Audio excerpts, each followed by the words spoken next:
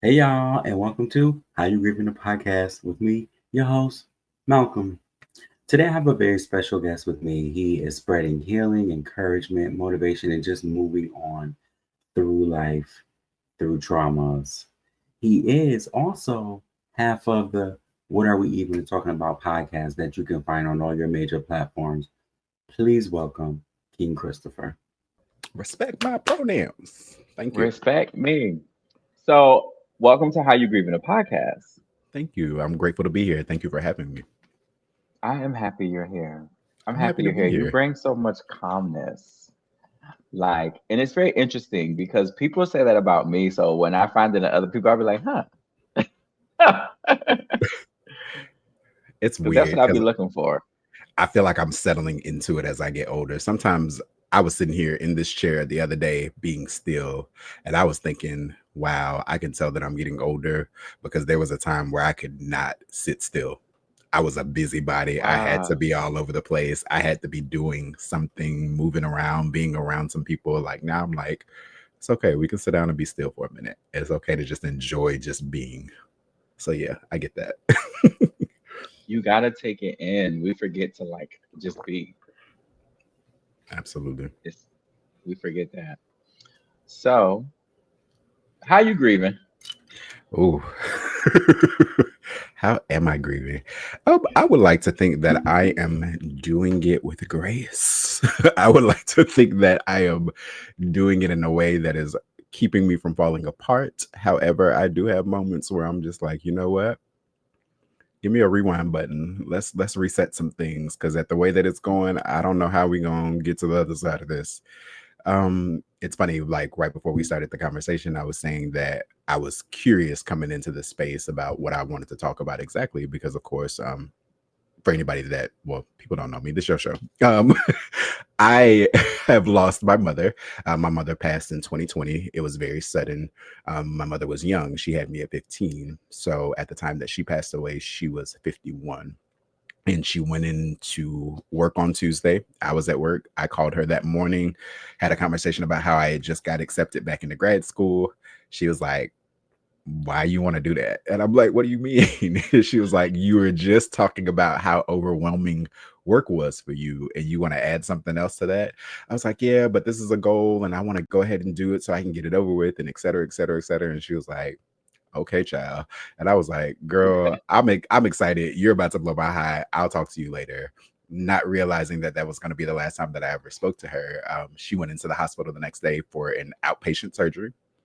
Went to get some. My sister took her to get some medication. They got something to eat. She went home, took a nap, and she had apparently, I found out later, 2 heart attacks, and she passed away. So as it stands, I think that's something that I'm always on some level. I get to a place where I've learned now throughout the years it's easier. Holidays, her birthday, different things like that. The first couple of years, nobody talked to me. Like I need to be in the room, all the Hmm. blinds closed, under the covers. I just need to like have a minute just because it was so overwhelming having to face those experiences without her. And then also knowing that I would never speak to her again. It was just like, wow, like Yeah. in moments where I really need to talk to you, girl, you can't pick up that phone. It doesn't matter how many times I dial the number, it's not going to be you on the other end of it. And so that was a struggle.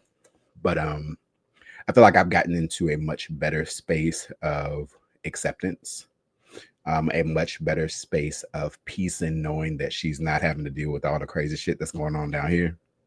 Mm. And then also the concept that she's not suffering with the things that she was dealing with health wise anymore.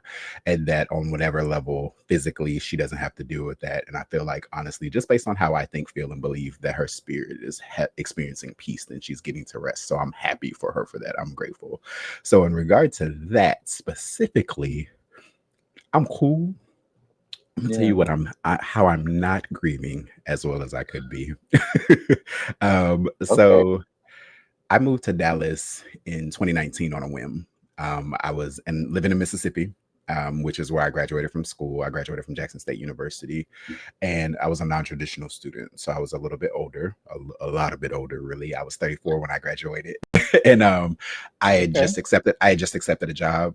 I was had an accounting degree, and then these people said, "Hey, come work for us. We want you to be an accountant." I said, "Perfect." I know so many people that graduate and are still struggling to find jobs in their degree field. So this is amazing. Got there. I won't go into all the details about it, but it just wasn't a good fit. I wasn't happy. They weren't reflective of what it was that I was trying to accomplish in my life at that time. And I was like, yeah, I got to find a way out of Mhm. here. But living in Mississippi, smaller place, lower economy, I was like, I want to go somewhere where I know I can make more money and live the type of life that I want to have, because I've never Yeah. aspired to be, well, I never aspired to be rich. I aspire to it now. I never aspired to be rich, but I wanted to be comfortable. And I just felt like, 35,000, $45,000 a year, that's not going to give me what I need in order to be able to live the way I No. want to. And so on a whim, I was like, I went to visit a friend in Texas, and I packed a bag and I moved to Texas. And I literally, like, I moved, I like drove, I put a bag and a tote in my car and drove 6 hours to Texas and slept on somebody's couch for a month. And then I was like, you know what? Can't sleep on the couch forever. Plus, I was moving there with a partner, and I was like, well, me and my partner can't sleep on the couch, so I got to get an apartment. Yeah. So without a job, got an apartment.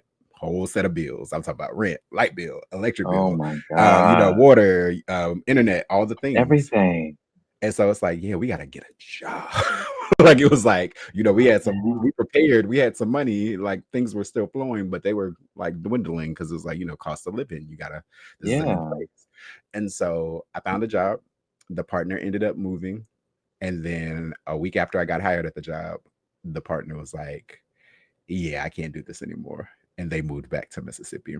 So now, for the first time in my life, I'm here in a brand new state, this big state in this big city, Yes. by myself, paying bills for the first time in my whole entire life, having expected to be a part of a two income household. Ooh.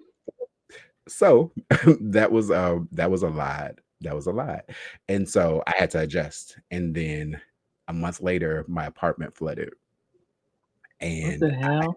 yeah. And so I had to leave there and go across the street to a sister apartment. And they only had 2 bedrooms. And they were like, well, we sorry that your apartment flooded, but we can't give you any concession on the 2 bedroom. So we need that rent. So I went for paying a 1 bedroom rent to paying a 2 bedroom rent by myself again. I'm moving to Texas. Child, not even making $50,000 a year at this time. And they're like, okay, well, we're sorry, but you got to do what you got to do. Cut to a couple months later, global pandemic. Um, Hmm. so things that we as kids would read about in books and hear about in movies, as far as like the plague Yeah. and all these different things, like never Hmm. imagining that this could really happen. But it's like, nah, bitch, go home, be in the house, forget what you thought, stay away from people. And so Yes. that was that reality. And then from there, my job decided, which today I can't even understand, but I'm not going to disparage them either. They were doing what they thought they should do. Oh, well, you're an essential Hmm. worker. We need you back in the office. And so I had to go back to the office a month later, took on a new role. They started being on some, like, I had been at that company thriving. I always tell people, and I don't know how many of your listeners are of Caucasian experience. This is no Yeah. disrespect, but I always tell people that I found for myself that Caucasians get so excited by Black people's mediocrity because they're so mediocre. And a lot of times our mediocrity can be twice as amazing as theirs. Like, I would have people that were like, oh my gosh, Christopher, this spreadsheet is so amazing. How did you do this? I was like, girl, that took me 3 minutes.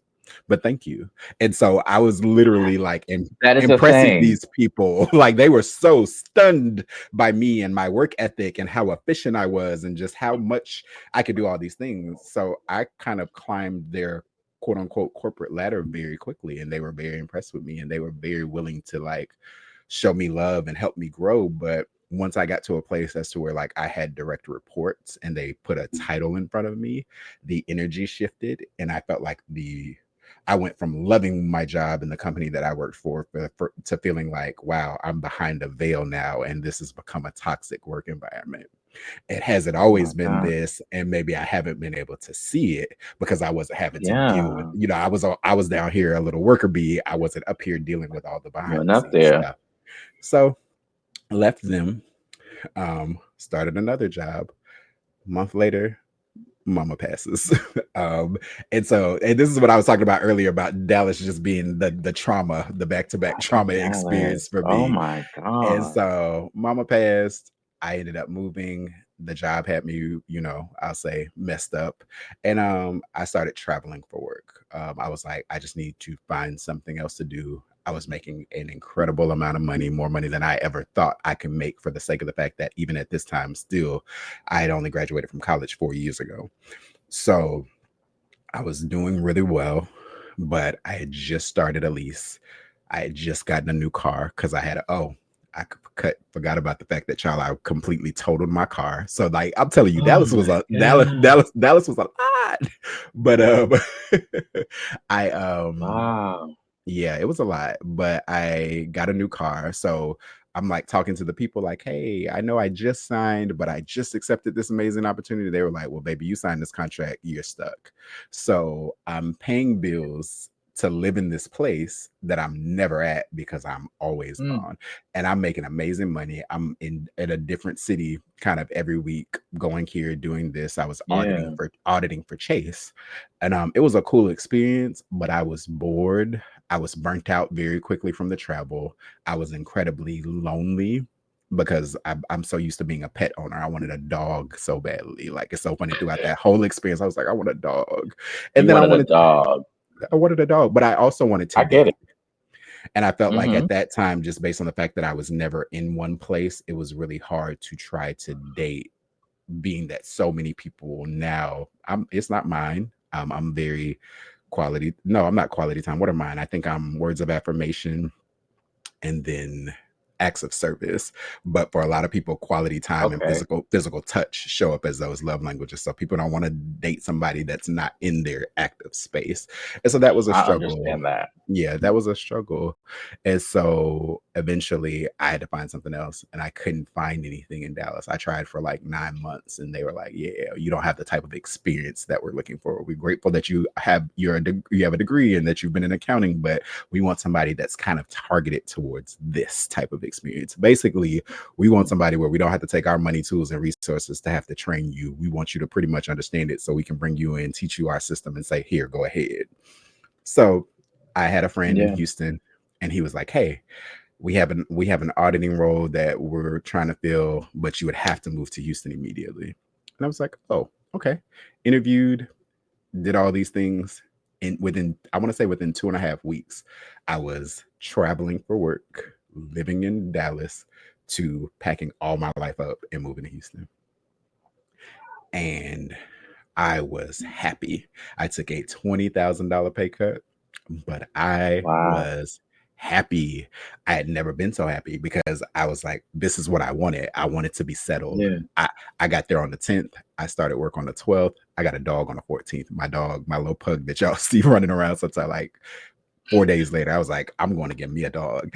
And like, I was settled. And not even that, but I was able to curate this life experience. I bought furniture. Like, babe, I was out here. I was like, look, this is our You was time to living. make life what I want, have always wanted. Like, Yeah.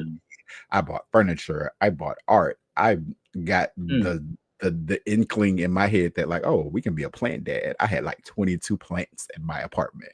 Don't know where I got the audacity. Like, girl, what all these nets? What are we doing? But like, I was just buying like, mm. and it was like I started dating and I started being social and I had all these things going on.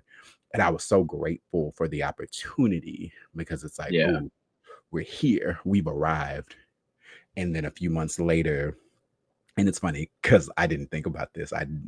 There was some trauma in Houston as well, obviously. Oh my goodness. A few months later, I was working with a senior manager. I was the senior. How it was structured at the firm. We have the managing director. We have the Hmm. managing part. Well, you have the managing partner, the managing director, the senior manager, the senior accountant, and then the staff accountants. I was the senior accountant.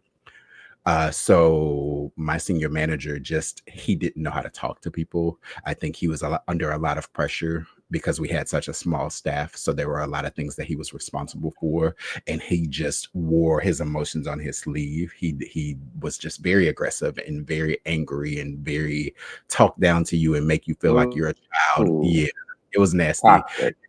And never having experienced that before and not really understanding that from a corporate standpoint, looking back on it, I try to live without regrets. The only thing that I regret is that I didn't do it from the HR perspective of keeping a record of like conversations and being able to have a paper trail. It was just like, this man is not, I don't That's like the way he's important. talking to me.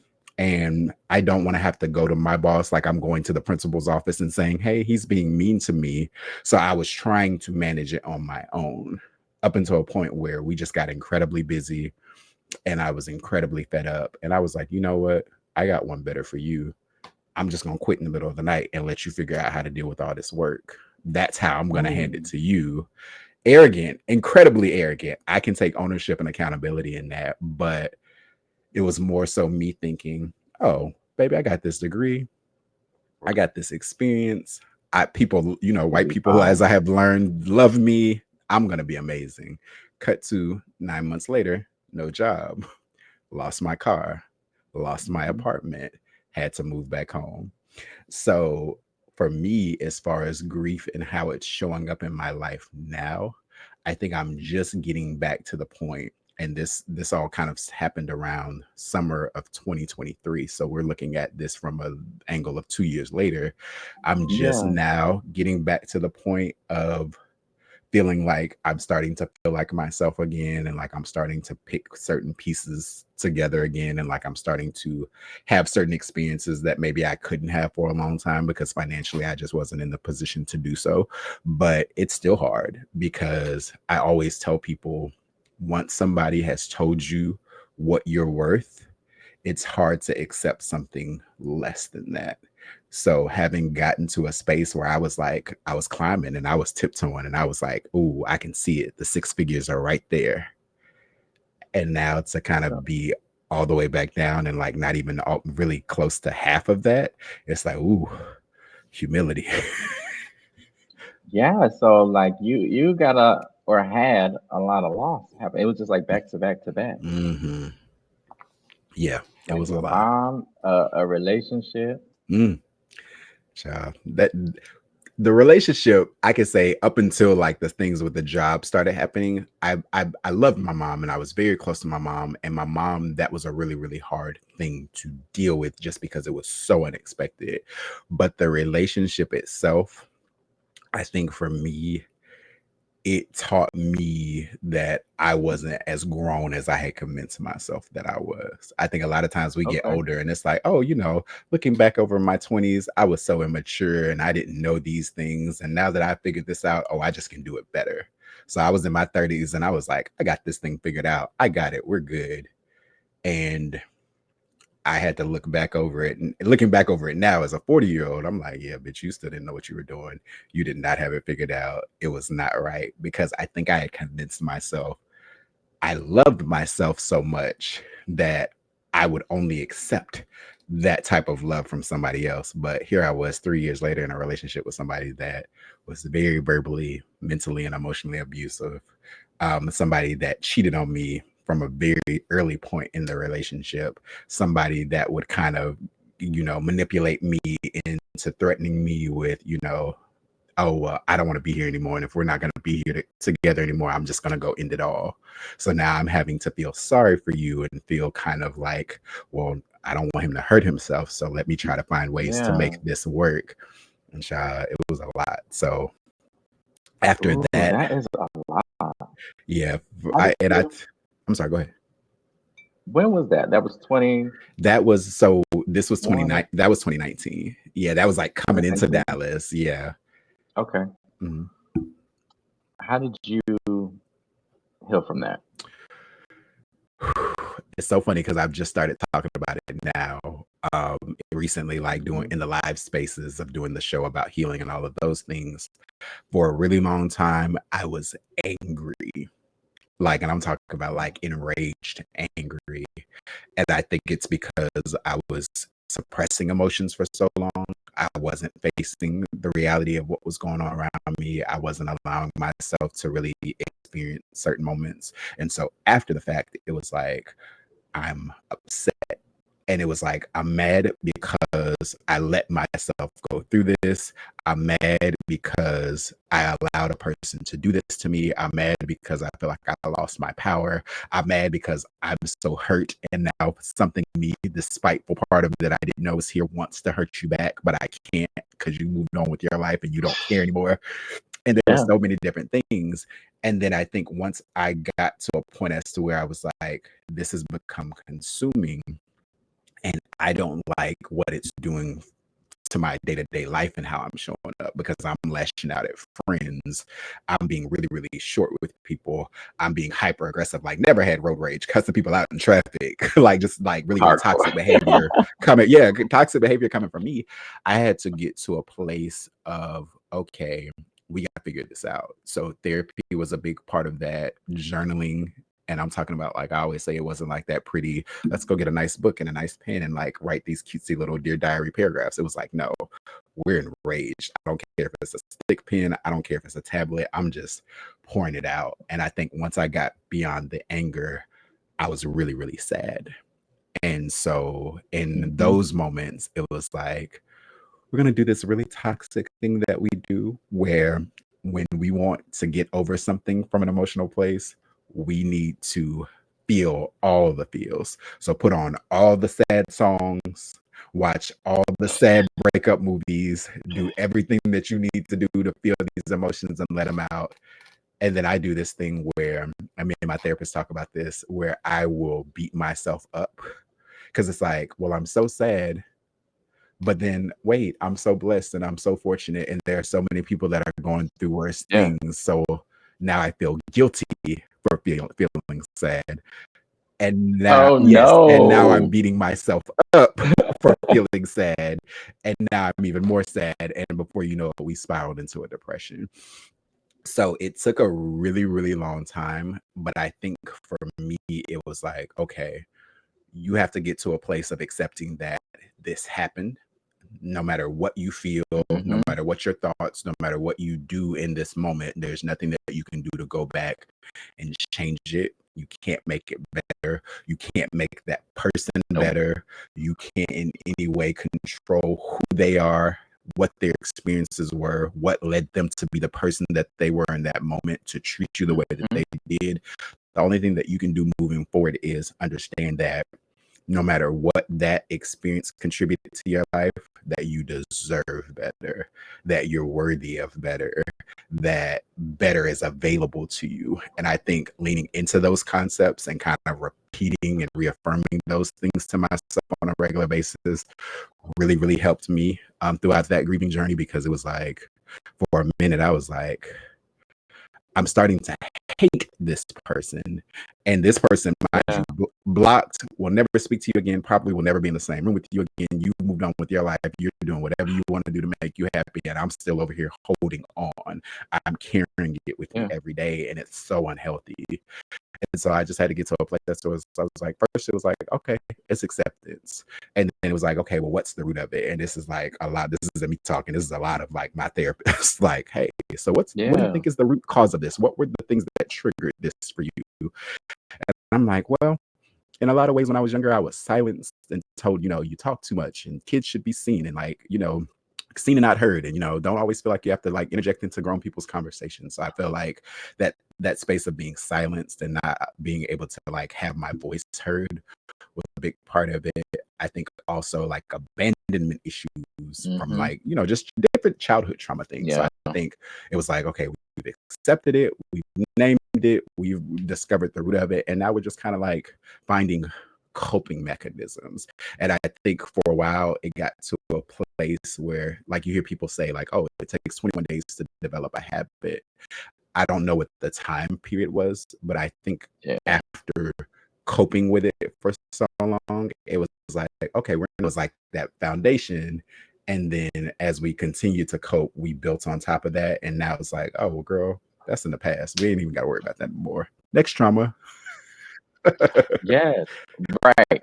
And what was that moment like when you finally just like realized, like, oh, Gratitude. okay, I'm done. It's so good. It is so like it's so like 90s movie moment when you just look up one day and you like, oh, I haven't thought about this person in a really long time. Maybe I'm actually over it. When Yes, you think how much they used yes. to consume your thoughts and how much it used to really impact you. Ooh, Yeah. Yeah. Ooh, yeah. I want to ask you because that ooh was deep. You seem like you can relate. Like, what has that? How have you had a similar experience in regard to something that has happened like that? Yes, I've had a similar experience in a relationship to where I put myself or I allowed myself, so like accountability, right? I Mm, allowed myself to be in a relationship that just really was not yeah, good for me. And I allowed somebody to treat me a way that was not good for me mhm, as well. Now, I actually chose this person and there were good things about this human being, right? But sure. ultimately, I was in a space that I shouldn't have been in. So that's what that was like, because it was like, yeah, I'm right. I feel you I'm gonna in challenge you there. though because I Okay. tell people all the time, and I say it jokingly, but I'm also serious. Like you got to recognize the truth in your jokes. Um, Yeah. I feel like everything happens for a reason, and I don't Yeah. question God. Mm. What do you think it was that you were supposed to learn from that experience? I still don't fucking know. I don't understand why I ever met that nigga. I don't know why we were ever involved.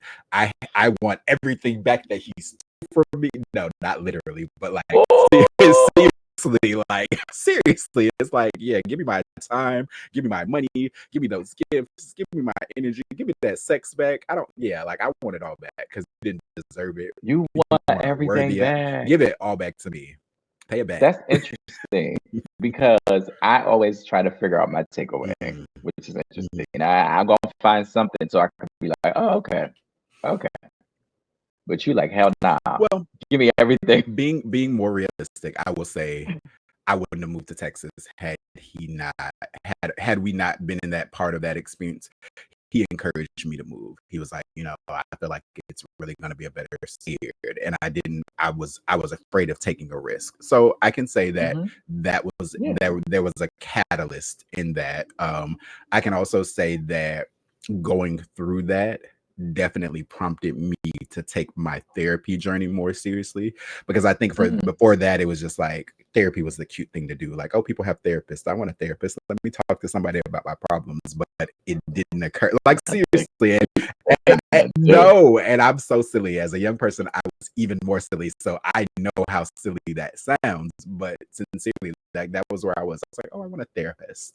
But I think I got to a place where I started taking it more seriously because I was like, I need to understand for myself what it is about me that makes me feel like I'm not good enough to be able to feel comfortable with being alone, and why I need to experience somebody else's love in order to make me feel love represented in my life. And that Hmm. was why I started therapy. And this was after mom passing. This was after all the crap that I lost. Wow. I was like, I need to get it because something's wrong.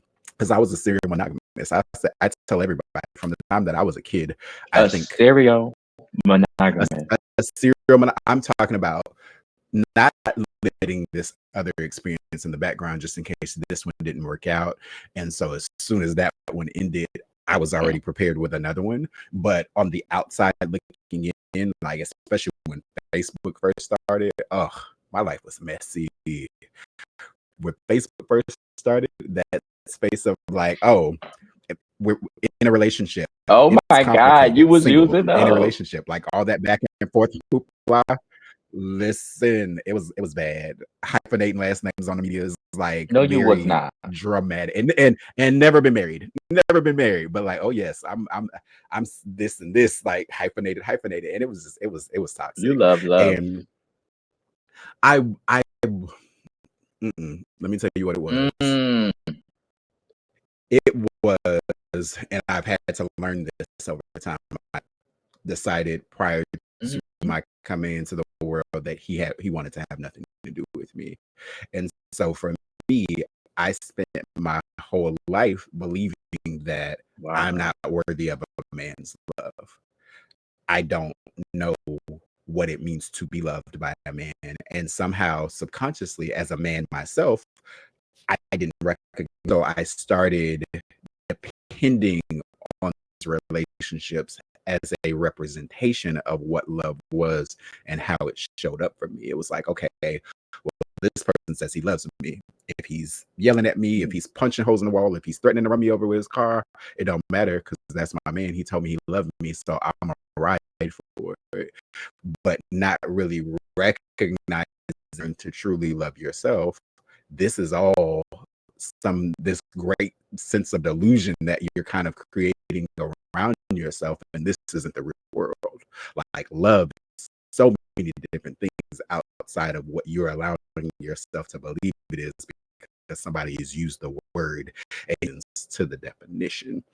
So somebody said that they love me, but they're yelling and cursing at me and screaming at me and talking to me like I don't mean anything. Well, that must be love because I don't know anything else. Yeah. So I think for me, it was like I was alone. Now I have to recognize for myself that I'm really not happy, that I don't have a sense of identity, that there's no real place of self-awareness, and that I don't really love myself at all. Like I need this love from other people to feel my family loved me. We had like a semblance of love in our relationships, but it wasn't like the type of love that I longed for.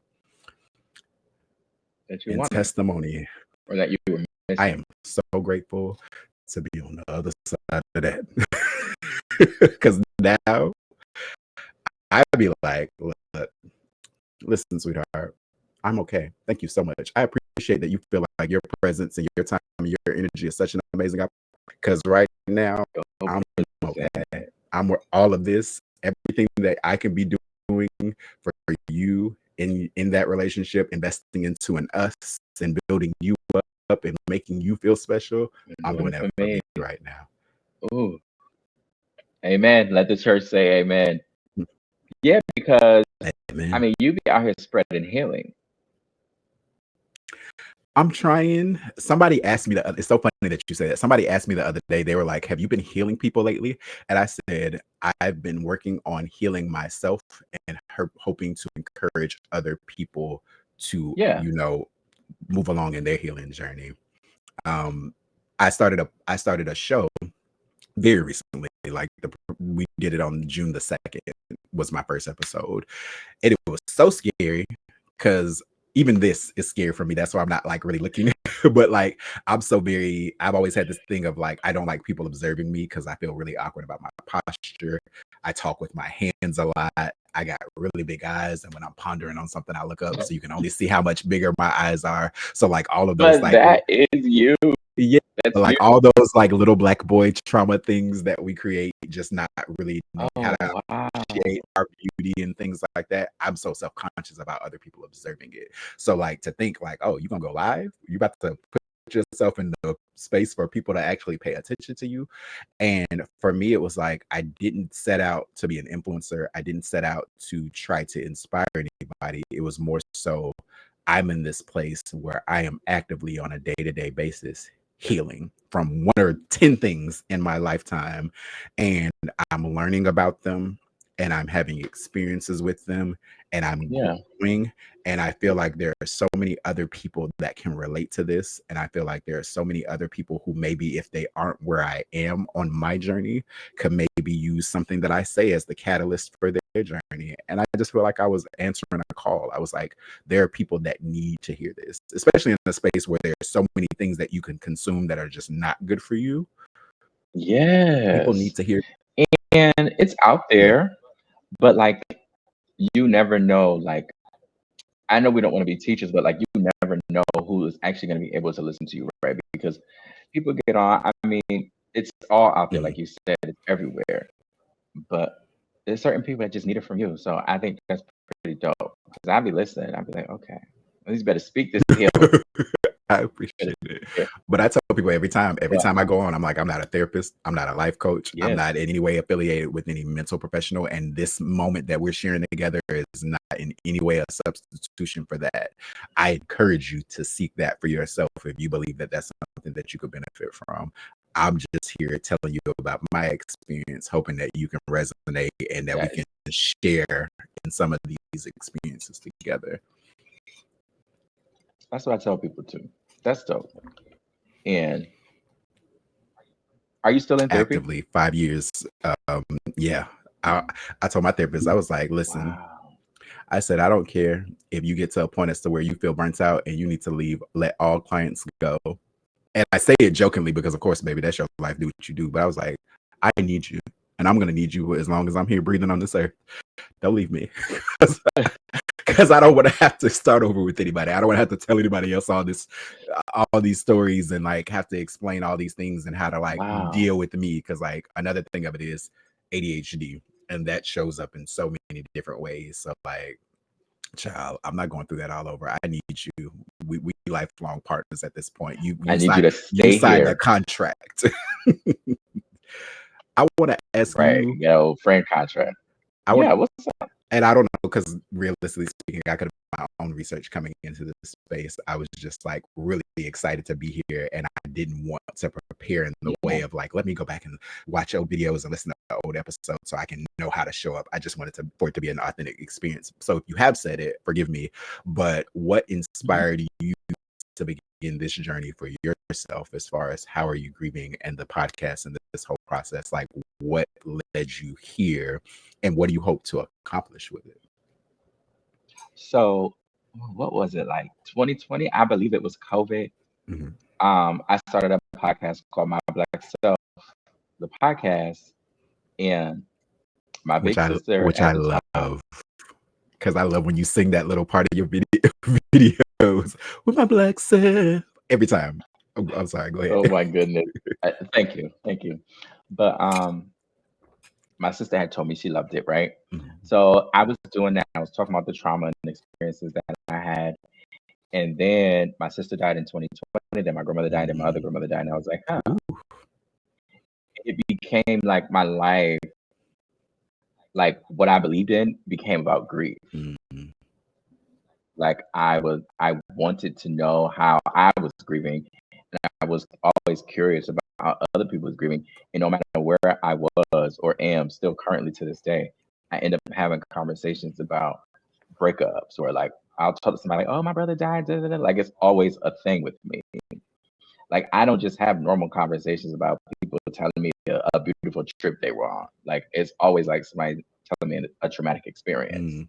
I'm like, I'm being called to this. Yeah. And so that's how this happened. And I was living in Dallas, and I just could not continue the other podcast that I had. Like I just was stuck. I didn't know what to do with it. I was like, what am I doing with this? And it was like 2 years of that. And that's when everybody started to see the welcome to Minutes of My Black Self, because I was trying to figure out what the hell I'm doing with my self.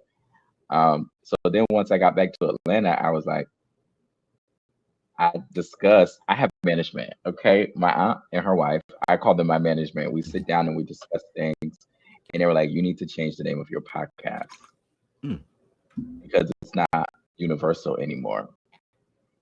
I was like, that's true. And it's also just not me anymore. Like I'm still my black self. That's my handle on everything. But like that podcast specifically is retired right now, or on pause for a long time. Sure. So that's how I started grieving. And what I hope to get from this is I just want this podcast to take off. I really want to continue these types of conversations, whether it's celebrities or us regular folk, right? Because everybody is having an experience. And I just want to put the word out there, like you never know what anybody is going through. Like somebody can be so successful and just hurting deep down inside. And since I've started this, everybody that has done an episode with me has been like, I really needed that. That's awesome. That's really awesome. So yeah, that's what I hope to get from this. I hope to just be doing this for a long time. I hope the same. I think that's dope. I think you really should, especially being that you've kind of found that calling and that sense of purpose and that passion for it. Because what you were saying earlier, I really resonate with that, because I was doing a podcast at one time before what I'm doing now, and I think honestly, I just got to a place as to where I was like, yeah, it's a weekly podcast, so I press record every week because I told these people who are my quote unquote audience, whether it was 5 or 15 or 20, but I've said that I have a weekly podcast, and now I'm just pressing record and saying things because I feel like I'm supposed to, but it's not meaningful, and I'm not really doing it from a place of passion anymore. It's just more so doing it out of obligation. And so I had to kind of go through a similar thing. I also wanted to ask, and now I feel like I'm interviewing you, and I'm sorry, but this is what happens for me. This is what happens sometimes. It just happens. Like, what's up? So I also wanted to ask, as far as where you are in your journey with grief, do you feel like the podcast in itself, because I tell people all the time, when grief isn't something that you get to a place of like, okay, I've grieved and now grieving has been done and I'm better. Do you feel like you find that these conversations help you as far as like your own personal grieving experience? Do you ever find yourself in moments where after heavy conversations, maybe you feel a little triggered and now it's like, okay, maybe I need to kind of take a break and reflect? Like, how does it impact your personal grieving experience to have these really broad conversations about grief? I don't want to, it really doesn't impact my grief, so to speak. It does sometimes just impact me, like personally and mentally, because sometimes I do hear things that are very traumatic. I'm like, oh shit, like you went through that? Yeah. And sometimes like I'll just have to be like, okay, can we just take a break? Can we breathe real quick? Yeah. But like as far as like my grieving journey, it's up and down, it's very random. Like it's calming. It's calm right now, right? It's been calm for a while. But I mean it's still there, but I haven't gotten triggered yet. Okay. I spared you a bit of personal information because I was concerned about that. But I think in the event that, I'll share more with you about my experience with cancer, because that'll be we were here for 3 hours talking if I told you all the things that came and went with that experience. Because for anybody out there listening, I am a cancer survivor. This year makes 11 years. I was diagnosed in 2013 with stage 3 colon cancer. So I'm a survivor. But I'm a survivor. Bury that. But no, I was just curious because I think like this, number one, this is an incredible space and platform, and I think it's such a unique angle, because I think people in any space, whether it's motivation, whether it's encouragement, whether it's like what I do, healing or spirituality, I think on some level everybody kind of touches on grief at some point, and there are different conversations to be had. But to have a space where it's strictly focused on that and not just, maybe one type of grief, like, oh, we're grieving a loss of a family member or a loved one or whatever, but like just grief in general and all the ways that grief can show up in people's own individual unique experience. I think that's amazing that you hold space for people to do that. I think it's awesome that in whatever ways you desire to do that, because some people are very self-focused. So it's like, how can I present something to the world that represents me and what I feel and what I experience? But no, you're focused on people and their experiences and hoping to encourage other people by sharing very different stories. So I think that's awesome that you do that. I commend you very much. I appreciate that. It's so many like lanes to this part of life, and we don't get to hear it. Like we don't get to hear what happens like after that person died, or like after you broke up with your partner. Like we don't get to hear that experience. We typically see, oh, they died, and then we see them trying to move on, or just like moved on, right? We don't see or hear about, you were stuck on the couch for 30 days. You couldn't move. You lost your job. You lost your house. You couldn't experience anything. Like you couldn't even get them to go to the store. Like it's a lot. It's pretty deep. So I like that's the missing piece that I want people to know about. That's awesome. Just in general, like we out here experiencing real shit. Absolutely. So with that being said, How has this is the question I always ask, like, how has your past experiences shaped the way you treat other people, whether Mm. it's dating or, Hmm. That's a really good question. I think overall, just my life experiences in general, like everything that I've been through, has taught me to be kind to one another. I think we always hear in some way phrased differently. You never know what people are going through. And for me, I think that just different experiences, whether it be, certain losses or certain breakups or certain opportunities within job spaces, I think everybody benefits from having, even if it's just one person that can actively listen to them and hold space for them and treat them with kindness and use nice words. I was telling somebody recently, I don't know where this whole thing Mhm. where people have like subscribed to this reality TV nature of friendship. And so now everybody's so catty and dramatic and being shady to one another. I'm like, I'm not a part of that lifestyle. To me, friendship is endearing. To me, we nurture each other. For me, we uplift and support each other. For me, it's like about bonding. So I think just learning for myself to treat everybody with some form of kindness, even if they're not treating me that way. I don't necessarily know what inspired them to feel the way that they feel or to be showing up the way that they show up. We all are a sum of our experiences. And I don't know what's hurting you right now that's making you so angry Mhm. or so aggressive, or what type of trauma that you've experienced that has led you to maybe being in a place that you can't show up as kindly as I would want somebody to be to me. So instead of being reactionary and saying, well, you know what, bitch, no. Well, I'm sorry that you feel that way. I'm definitely open to having a conversation with you about that. Like just coming from an angle of kindness and peace and endearment, because I think that's something in times within my life where I didn't receive that, where I would have tremendously benefited from it, and that maybe things would have happened so much differently and I would have had better outcomes had I just had somebody in that moment that would have just said a kind word or treated me with kindness. So I think for me, I can Yeah. definitely say that Yeah. that's what my experiences and things that I've gone through have taught me as far as how I deal with people sincerely. Just be kind to one another, because, child, why not? Hmm. What does it hurt? That's interesting because that's a very common that word specifically, kindness. Like it comes Mhm. up in every episode I've done when I ask this question. Yeah, that's It's awesome. very It's, interesting. and that's Yeah. nice to know that the people that you select to have these conversations with, all on some level, kind of have that for themselves, because that's awesome that you're dealing with people that have come to that space of self-awareness and that recognition. So Right. good for you. Right. Wow. So I know you're creative, right? So Mhm. like what inspires you? I'm sorry for laughing, but it was just like, am I a creative? But go ahead. What Yes. inspires Once you hop into this space, you become a creative, okay? you? Yeah. Once you are on TikTok creating, you're a creative. Yeah. Child, we'll talk about imposter syndrome another day, but go ahead. What was your question? I Mm. apologize. What inspires you to get on there every day? To get on TikTok every day for those that are I listening. got you. So interestingly enough, I'm coming back now from having taken a week off, and I I posted know. a video about it.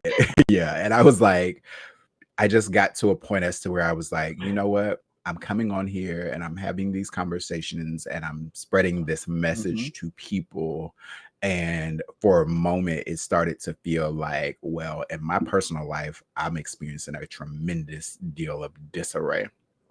And I'm not talking about that when I come here. I'm not telling people about how I'm stressed out. I'm not telling people about how I'm experiencing moments of sadness. I'm Yeah. not telling people about how I'm incredibly overwhelmed. I'm telling people all the good stuff, all the positive things. It's like I might tell a little small story, but it's like, okay, let's lay the foundation with the story and let's build upon it with all the great things that come out of it. And so for a moment, I started to feel a little inauthentic, and I started to feel like maybe I wasn't using my voice in the way that I really wanted to. But Hmm. in that very short time, and it was literally like Monday to Saturday, because I started going back live this weekend. But in that very short time, and it's not like hundreds, but like I've had more messages than I think I would have expected from people that have reached out, like, where are you? Like, what's going on? I look forward Wow. to this every day. Like, this is something that when I get off work, I'm ready to come and hear what you have to say. Mm-hmm. I've had a therapist that has reached out to me and said, I don't know if therapy is, going into like pursuing that as a career is something that you ever considered. He was like, but I'm a therapist. And when I get off work every day, I listen to you to decompress because I feel like what you are doing and what you are offering to into this space is so very important. So for me, it's been people pouring into me and making Mm-hmm. me aware that I am serving the purpose that I so intended to, and that people are taking something away from these conversations. And even if it's only 5 people in the room, we just started in June. I don't have this tremendous audience. I'm grateful for whoever shows up because I always say you can do whatever you want to with your time. I'm grateful if you only want to spend a little bit of it with me because you don't have to. Yeah. But I think what inspires me to show up every day is just knowing that people are receiving something, people are being impacted. I know I don't like to use the word influence because like child whatever, but I definitely feel that it's meaningful to know that people care. And so for me, I feel like now it's like, okay, prior to this was me seeking to be purposeful, to understand my purpose, to feel like I was living my purpose out loud. Because for a long time, I knew I had these thoughts and these Yeah. visions and these Mm-hmm. kind of different things, but I didn't know what my outlet was, where to put it, how to actually put it into action. But now that I have that, not only that, but I also have people who I won't even say support it, but are experiencing it with me and making me feel like this, you're really doing it. This is meaningful. This is why you're here. So for me, I can definitely say it's the people, knowing that on some level other people are able to take something away from the conversation, and or even having the people that say, like you said Yeah. earlier, I needed to hear this today. So Mm-hmm. yeah, It's that's so definitely why. important. Mhm.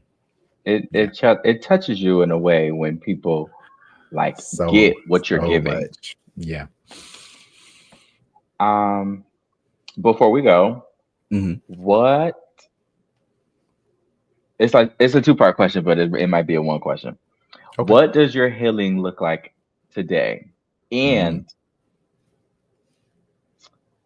give us some healing words. I love that.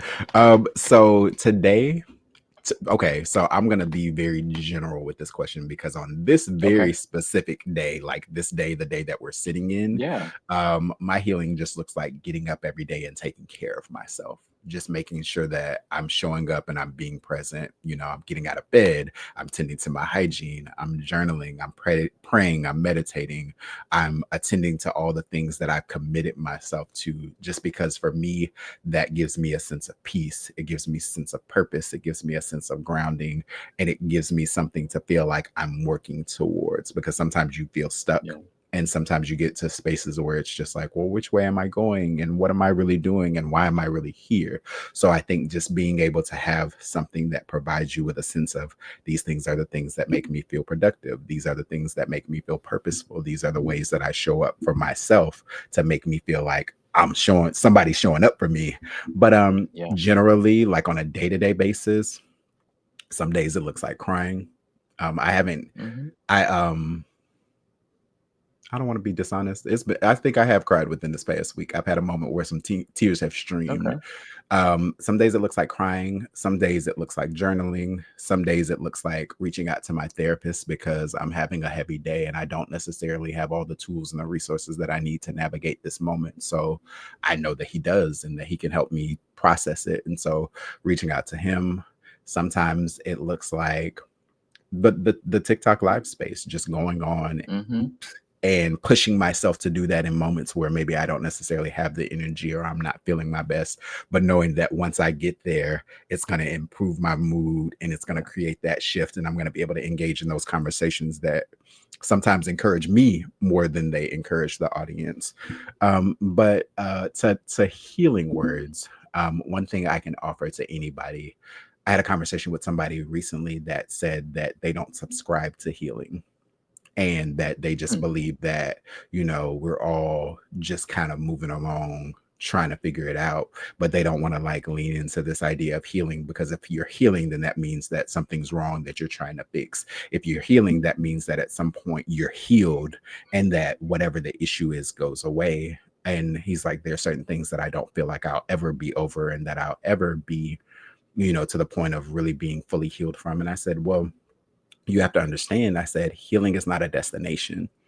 It's not something that you're looking to get to. Healing is something Yeah. that once you've determined it for yourself that you need it, whether it comes from something that you experienced in childhood that shows up in your day-to-day life as far as your behaviors and the way that you address people, whether it's something that has happened recently that you kind of suppressed because you were like, I don't really want to deal with this right now. I don't have the capacity emotionally to deal with it. Whether it's something that you carry around with you in silence and in secret because you're ashamed or you don't want people in your business or you don't want to feel judged.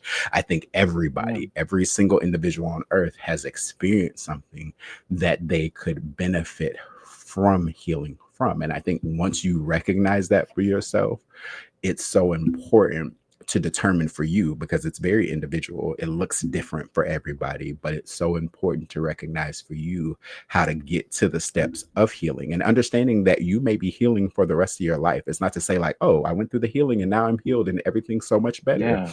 You may be always healing, but it's so important to acknowledge it first and recognize it for yourself, because holding on to it, sometimes you get to that point as to where it's like I'm carrying it around with me so long, and now I'm just to the point as to where I'm about to implode emotionally, mentally, maybe even sometimes physically. It can definitely be detrimental to your physical health when you carry around so many things in the nervous system. So I just encourage everyone, anybody that's dealing with anything that they may feel like they have not completely processed, anybody that is at a place where they feel like, well, there are some things that I want to talk about, but I'm scared because I don't know how it's going to be received. If you don't have the ability to do it financially, if maybe you work for a company that offers some type of, health care benefits or whatever that looks like, or even if it's just you have a friend or a family member that you trust and that you listen to, I advise everybody, and I don't say it from a place of like, oh, you're broken and you need fixing, but just we haven't been given a handbook. There's no guide to living this life and navigating it and being in that space of like, okay, this is the ultimate success. I figured it out. So therapy. I advise everybody on some level, therapy, counseling, somebody that you can talk to. You never know how much somebody else can relate to something that you're dealing with or have dealt with, because this is a human experience. Billions of people on the earth, hundreds of years that this planet has inhabited people. Somebody else can relate to what you're going through. And I think sometimes we think that our experiences are so singular and that nobody else can understand it. Nobody else is going through what I'm going through, so nobody gets it. But there's somebody. Find somebody to talk to. So I think that would be my healing words, if any.